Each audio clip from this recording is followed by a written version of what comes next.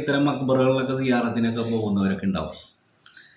പക്ഷെ അത്തരം സിയാറത്ത് കേന്ദ്രങ്ങളിലേക്ക് ചെല്ലുമ്പോൾ അവിടെ കാണുന്ന പ്രവൃത്തി രീതികൾ കാണുമ്പോൾ മനസ്സ് തന്നെ ചിലപ്പോൾ വിഷമിച്ചു പോകുന്ന സാഹചര്യം ഉണ്ടാവും. അപ്പോൾ സ്വാഭാവികമായിട്ട് നമ്മുടെ ഈ രാജ്യത്ത് ഇസ്ലാം എന്ന് പറയുന്ന ഒരു പ്രസ്ഥാനത്തിൻ്റെ അകത്ത് ഒരുപാട് ആളുകൾ പല ദീനുമായിട്ട് നടപ്പുണ്ട്.